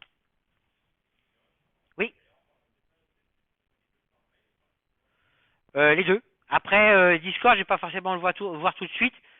Mais même si quelquefois vous me voyez connecté sur Discord, en fait, je suis peut-être dans 15 autres fenêtres à la fois. Et donc, je vais pas le voir tout de suite. Mais plusieurs fois par jour, quand même, je fais en général un bilan de ce que j'ai sur Discord. Et je fais le bilan. Et puis par mail, c'est pareil, les messages, je les vois. Par mail, je vais peut-être plus le voir tout de suite. Par contre, le problème, c'est que si je me dis ça prend un peu de temps, comme je vais recevoir quelques centaines de mails par jour, il se peut que d'un seul coup, il se retrouve au fond de ma boîte aux lettres. Donc, dans tous les cas, que ce soit par Discord ou par mail, si vous voyez qu'au bout de 3 jours, j'ai pas répondu, vous n'hésitez pas à me relancer. D'accord? Je me vexerai pas, évitez juste de mal dire les choses, mais voilà, il se peut qu'effectivement, il y ait eu pas que je sois passé et que j'ai oublié de répondre. Alors, Design Pattern Composite, lui, euh, le but est le suivant. Pouvoir créer des objets constitués, ES, d'autres objets, ES, pardon, et pouvoir les manipuler comme des objets standards. C'est-à-dire que mon but, c'est, j'ai des composants de base, et je voudrais faire des composants, quelquefois, qui soient constitués de composants de base, et qui savent se comporter comme un composant de base. Et l'exemple tout simple, hein, c'est le groupage d'objets graphiques dans des applications type dessin vectoriel. Alors déjà, je vais corriger ça parce que, voilà. Donc là, typiquement, hein, je vais faire ça dans un autre truc, mais nouveau présentation. Hop.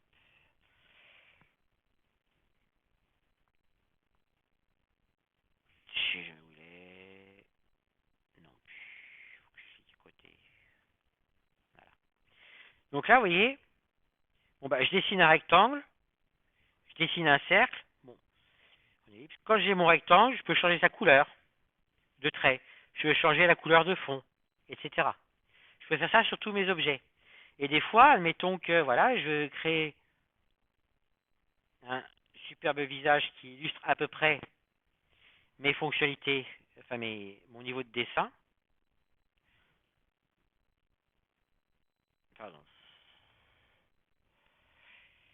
Voilà. On va lui créer un nez.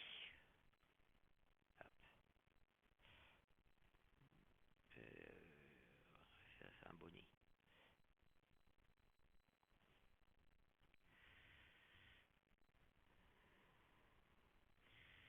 Voilà. Et puis, est-ce que j'ai un truc hop, tiens. Voilà. On va le retourner quand même. Pardon. Retourner verticalement. Voilà. Donc là, je viens de faire un visage. Mais ce visage, j'aimerais maintenant que ça devienne un composant de base dont je puisse, par exemple, modifier la taille.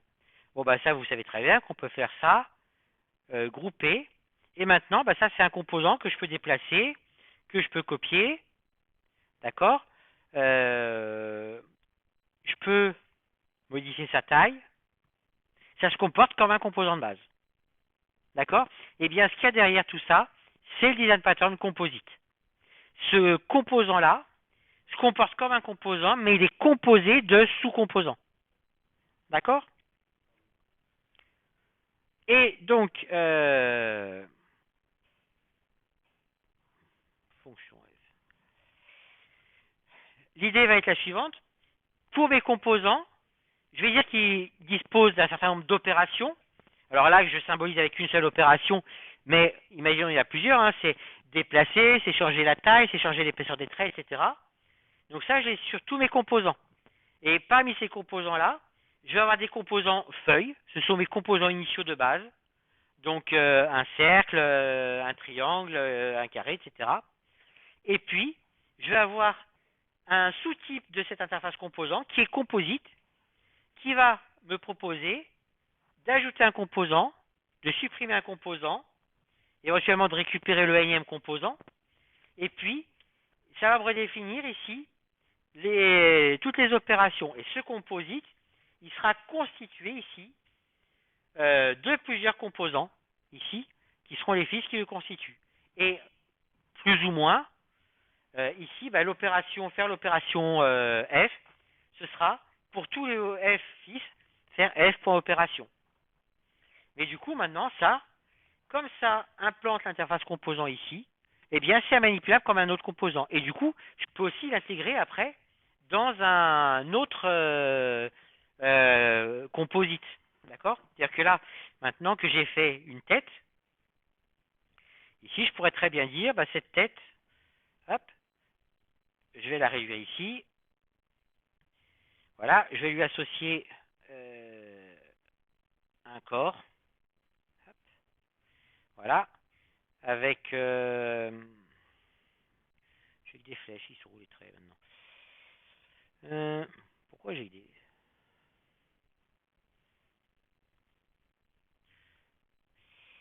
Bon, peu importe à la rigueur, hein, oui, je sais pas, voilà. Là, je lui fais deux jambes, je lui fais un superbe bras, un autre bras. Et ça, ce magnifique dessin, et ben à nouveau, je peux faire un groupe et ça devient lui-même un composant. D'accord? Que je peux copier, que je peux déplacer, dont je peux changer la taille, etc., etc. D'accord? Donc ce composant, il est constitué de c'est un composant qui est un composite, il est constitué de composants de base, comme les traits de rectangle, et d'un composant qui est lui-même un composite. D'accord? Donc voilà ce que c'est le design pattern composite. Hop.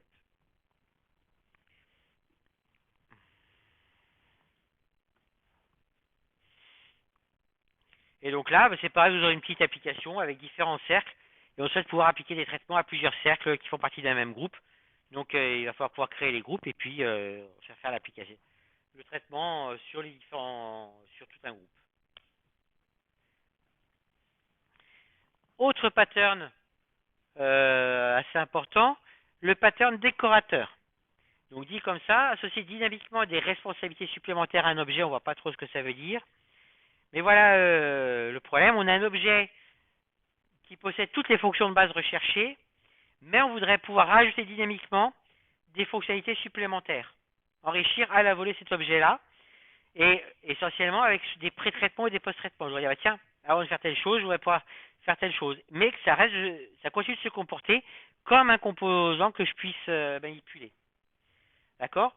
Donc, notamment, hein, on peut comme ça définir des pré-traitements et des post-traitements. Et donc ça, comment on va faire?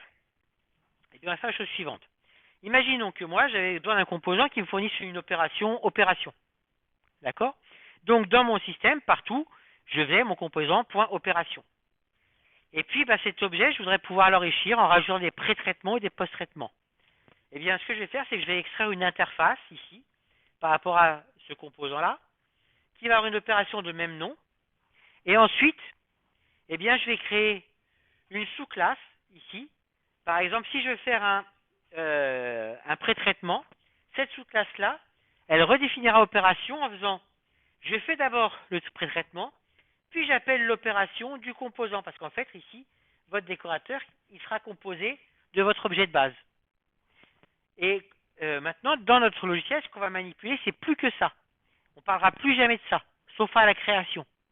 Du coup, maintenant que j'ai un objet, si c'est un objet de base, comme il est stocké là-dedans, bah, je peux faire opération, ça fait l'opération de base.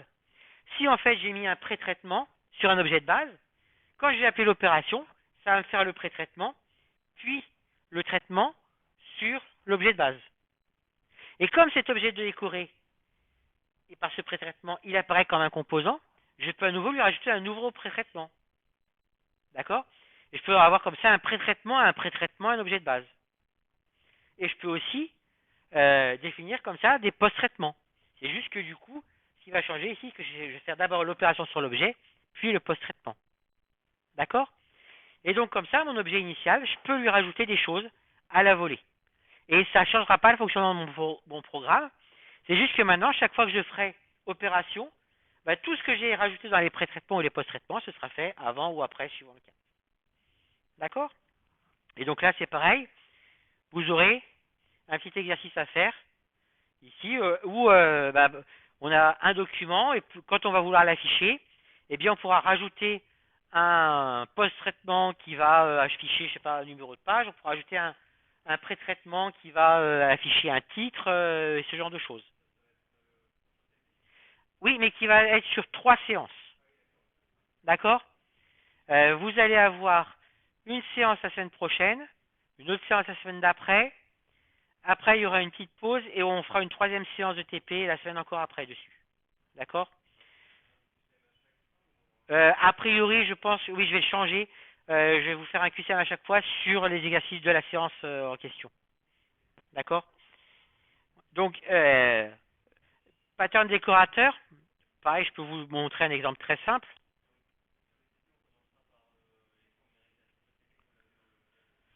Bah, vous allez, oui, c'est ça. Tous les exercices que je vous mets là, c'est des exercices qui vont être à faire en TP, d'accord? Et qui vont à faire dans l'ordre qui est à peu près celui-là, je crois, oui. Donc, package décorateur.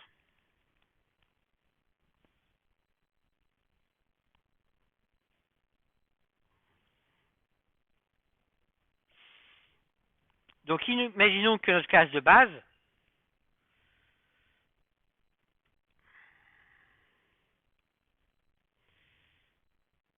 elle possède juste ici une méthode toString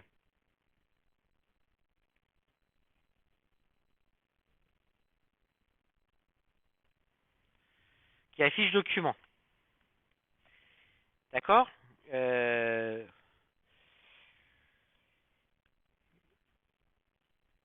est mon problème?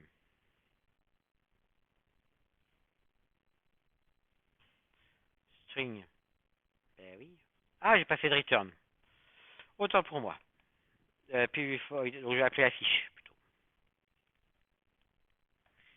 Voilà. Donc là, c'est ma classe de base. Maintenant, je voudrais mettre en place ce système. Bah, je vais définir une classe, enfin une interface composant. Euh,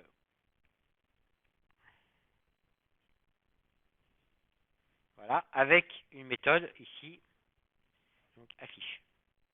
Euh, void affiche. Voilà ce que c'est que mon interface composant. Je vais dire que base, implant de composant.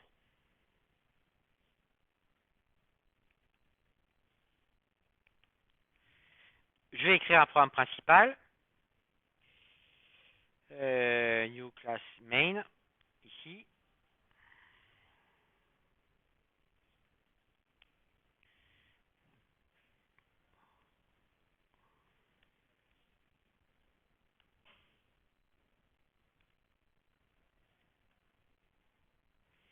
Donc vous voyez, hein, je reviens sur le sous-typage. Comme l'implantation d'une interface par une classe a défini une relation de sous-typage, je peux bien stocker une visible base dans une variable de type composant. Et donc, comme j'ai affiche au niveau de composant, je peux faire c.affiche. Donc là, tout simplement, ça m'écrit document. Maintenant, si je voulais écrire un pré-traitement, je pourrais faire donc la chose suivante. On va vous faire d'abord un pré-traitement ad hoc.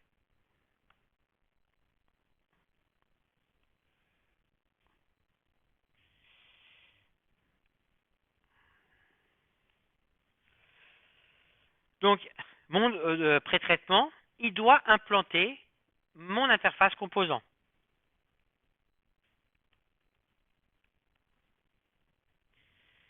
D'accord? Du coup, eh ben, il faut que je définisse la méthode affiche. Et là,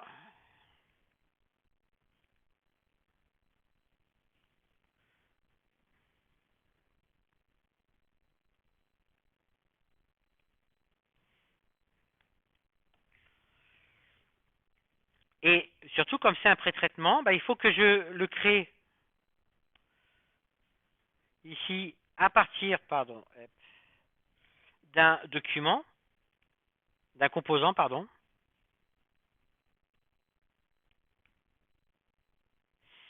Et donc là, je vais faire composant égale comp.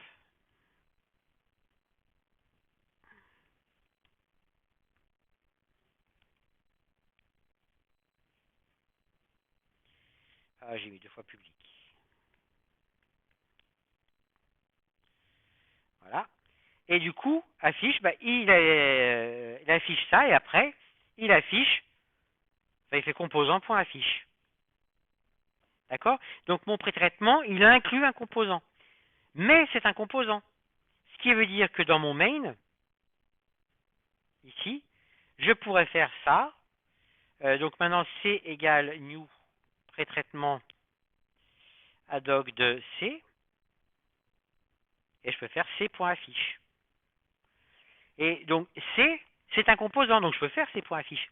Et là, comme en fait c'est un pré-traitement autour de mon composant de base, ça va afficher pré-traitement, puis document. D'accord? Pré-traitement ad hoc, document. Et comme ça c'est un document, je peux aussi lui rajouter encore un pré-traitement. Oui, bien sûr. Je vais la remontrer tout de suite. D'accord?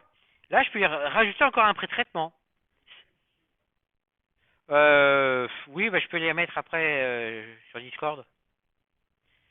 D'accord? Et donc là, je rajoute un pré-traitement à un pré-traitement à mon document. Donc il va afficher pré-traitement ad hoc, document. D'accord? Pré-traitement, c'est ça. C'est-à-dire que pré-traitement, ça encapsule un composant qui est spécifié lors de la création de mon pré-traitement. Et grosso modo, ça fait le pré-traitement. Et ensuite, ça fait le traitement sur le composant. D'accord? Alors, je peux faire ça pour des pré-traitements. Je peux faire ça pour des post-traitements.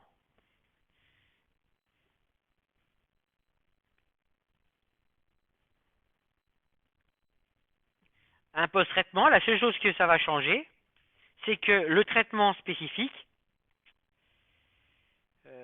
sera fait après.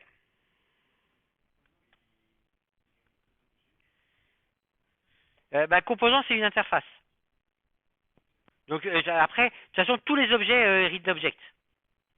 D'accord? Donc là, tu vois, j'ai fini cette fois-ci. Pardon, c'est pas le bon que j'ai modifié.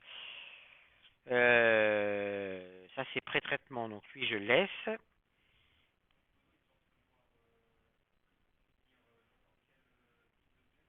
Composant? Il contient un composant, quelque chose qui hérite de composant. Enfin, qui implante l'interface composant. Et si tu regardes bien, attends, je fais mon fin ici, puis après je te montre.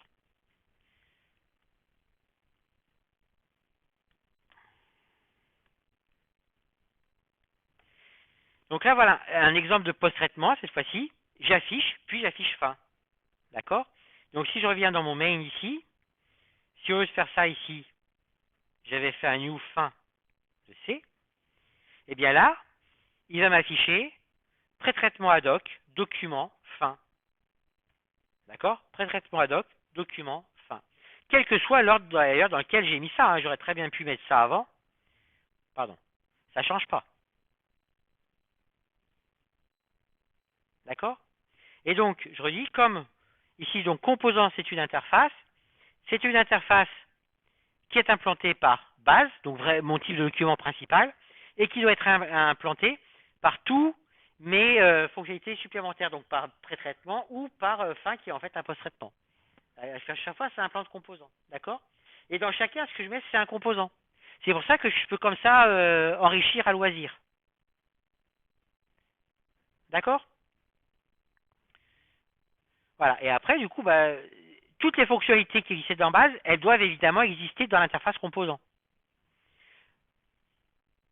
D'accord? Donc voilà ce que c'est que le design pattern décorateur. Ah, je suis pas dessus au début. Ah, non. Ah, enfin ça, j'ai eu voir introduction, oui, d'accord. Poids mouche, je ne vais pas vous en parler. Proxy, je vais vous en parler très rapidement. L'idée, c'est d'utiliser un objet qui va représenter un autre objet, par exemple pour contrôler les accès. Et voilà un exemple qui illustre bien l'intérêt de proxy. Vous êtes en train d'écrire un bouquin sur, je sais pas moi, par exemple sur un peintre. Et donc forcément, votre livre, vous avez plein de tableaux. Et puis en plus, c'est quand même un bouquin d'art, vous ne pouvez pas vous permettre de mettre des images avec une résolution de 60 dpi. Donc, tous vos fichiers images, ils prennent énormément de place. Et puis, votre bouquin, il va faire 300 pages. Hein. Donc, il y a du texte, Et il y a énormément d'images. Quand vous chargez votre fichier dans votre traitement de texte, votre traitement de texte, il doit lire tout le fichier pour bien le disposer, vous mettre le nombre de pages, etc. S'il doit tout charger, quand vous ouvrez votre fichier, vous avez le temps d'aller voir un film avant de revenir. D'accord? Or, les images, tant que vous les affichez pas, tant que vous n'êtes pas sur la page où il y a l'image, est-ce que vous avez besoin? Non. Qu'est-ce qu'il vous faut pour pouvoir calculer la disposition du document? Juste là où elles sont mises et leur taille. D'accord?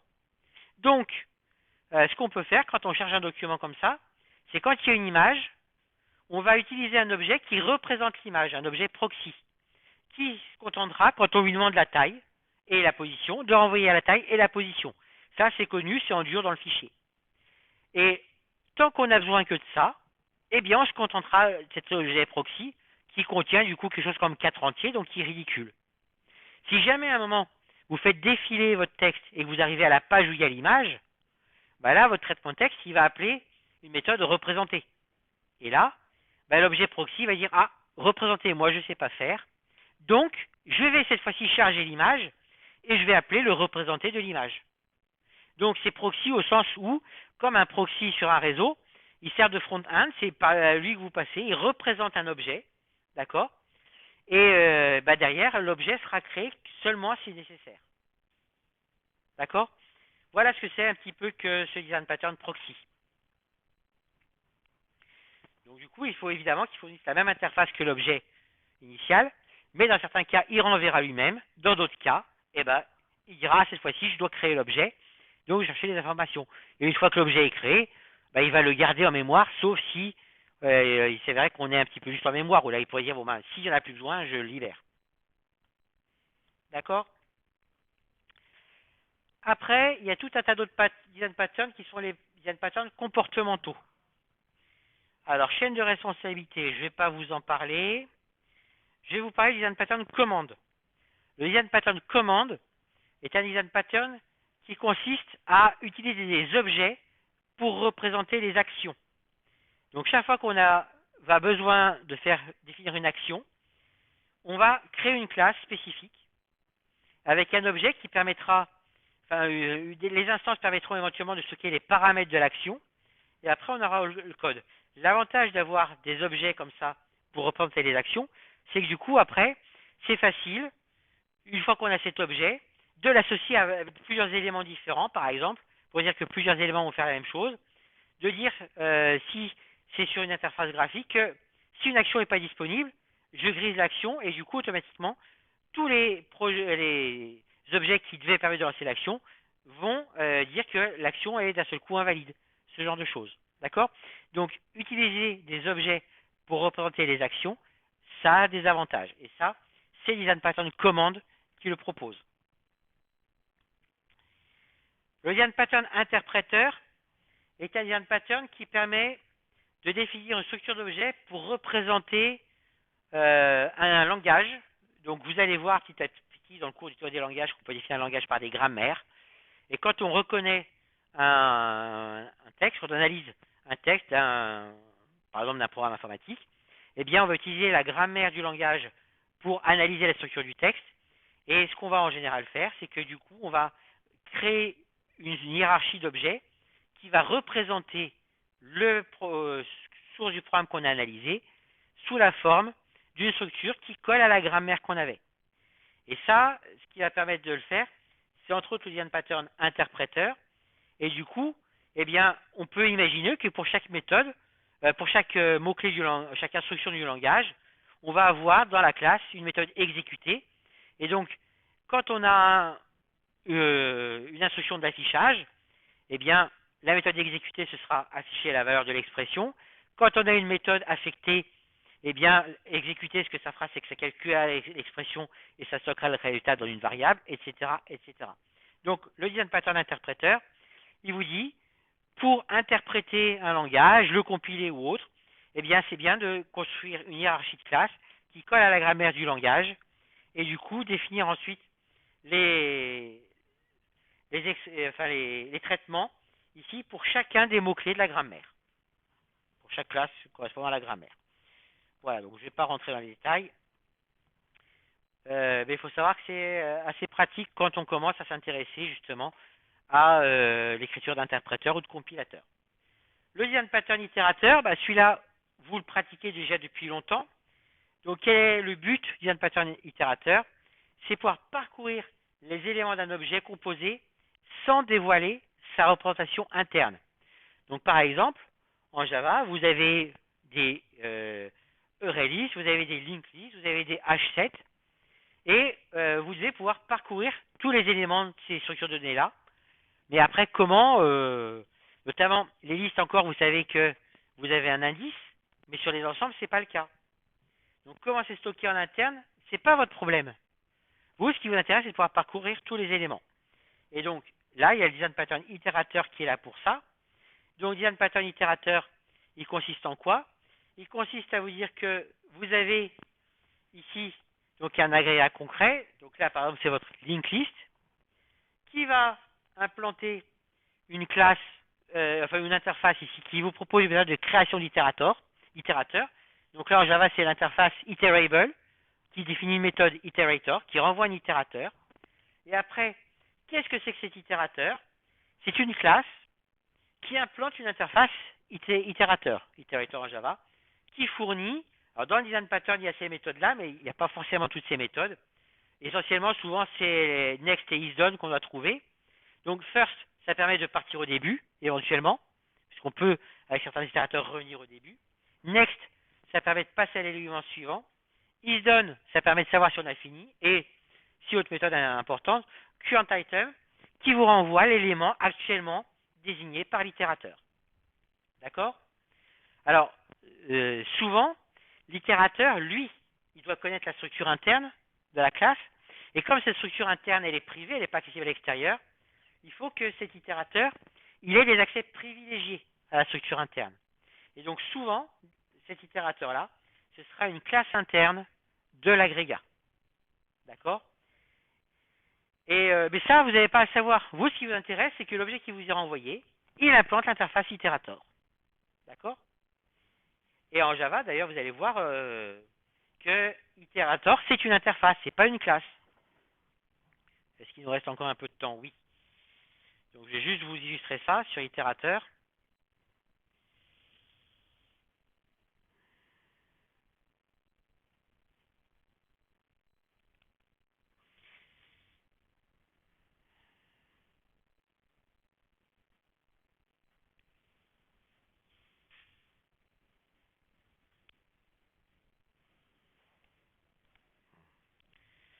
Donc, si je fais ici link rest.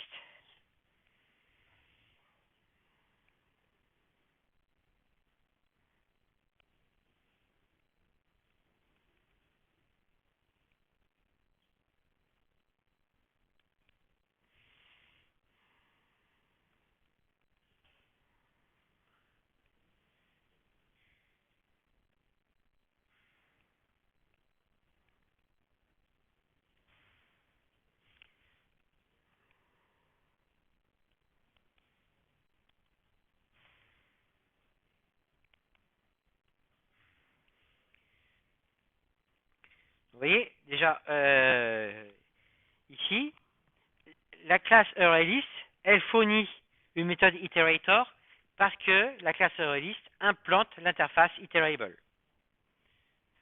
Et après, pour parcourir ma liste, je peux faire while it.asNext, string mot égale it.next. Voilà. Et là, system.out.println de mot.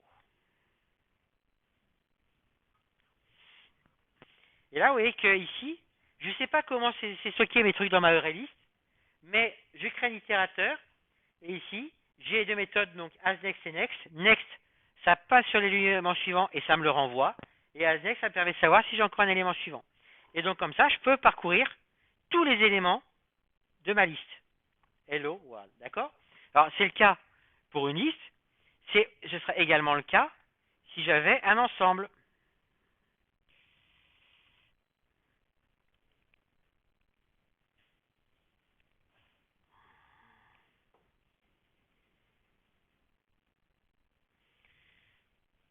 ici, si j'avais mis un H7.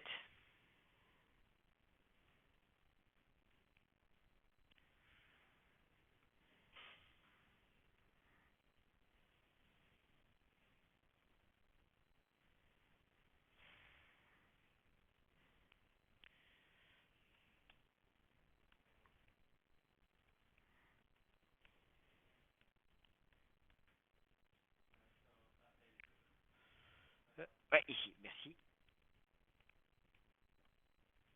Voilà. Dans mes accolades, il doit y avoir une petite erreur quelque part.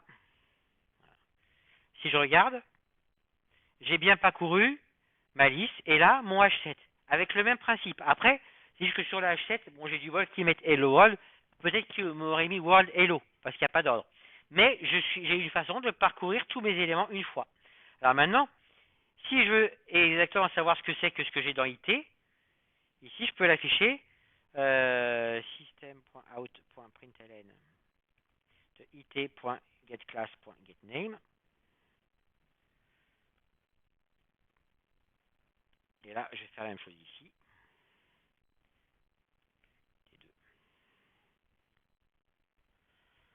Et on voit que là, par exemple, donc l'itérateur que j'ai pour ma array ici, c'est bien une classe interne. Donc c'est comme ça qu'on note une classe, et donner le nom à une classe interne. C'est le nom de la classe englobante, $, le nom de la classe interne. Donc là, c'est une classe ITR qui est interne à l'ArrayList. Et pour mon H7 ici, on voit que c'est une classe KeyIterator qui est une classe interne de la classe HMAP.